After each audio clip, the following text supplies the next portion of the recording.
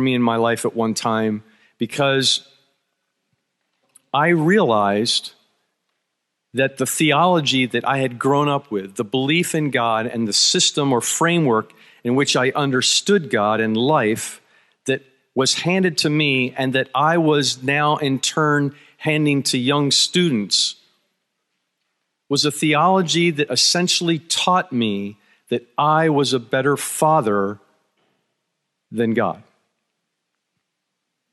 For he did and was doing and would do things that I as a human being knew in the deepest part of who I was were wrong.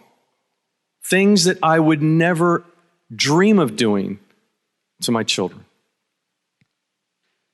So if I'm an image bearer, a flawed one, a fallen one, a twisted one, a distorted one, but nonetheless, I am an image bearer. If the deepest part of me knows that this is wrong, how can I now say it's good because God does it?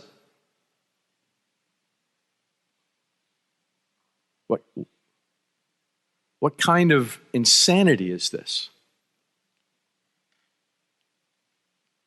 Can God, who is good, do the evil thing?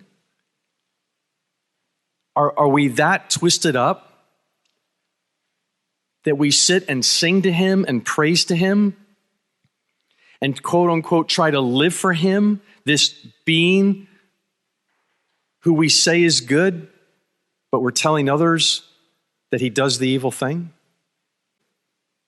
In love. For complete love, perfect love, drives fear out. For fear has to do with punishment.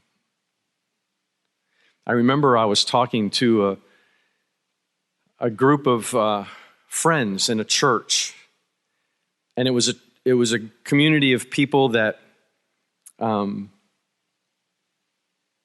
believed that their salvation was graciously given to them because God, who demanded punishment, had satisfied that demand himself so that you wouldn't have to. And that was wonderful news for them. And I remember quoting 1 John 4 to them, knowing that they thought this and knowing that my mind had changed, but they didn't know that. And I said, so love drives out fear because perfect love, there is no fear in love because perfect love drives out fear because fear has to do with punishment. And so I asked them, then why do you believe God needed punishment to express his love to you?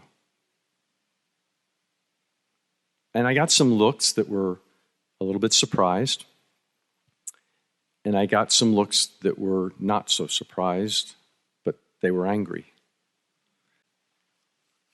That's no small crisis for someone that's 50 years old who has vested his entire life in the way that he sees God. That's a pretty big one. Because what happened was the beauty of seeing who Jesus is was something that I wouldn't let go.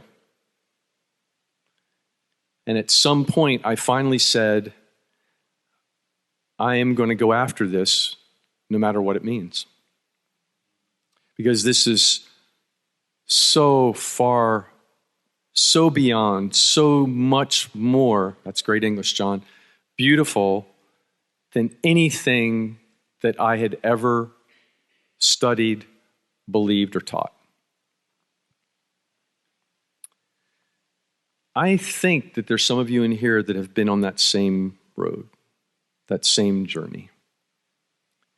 And we struggle trying to articulate it. We hurt when those we love get angry and accuse us of having betrayed the heritage, the faith.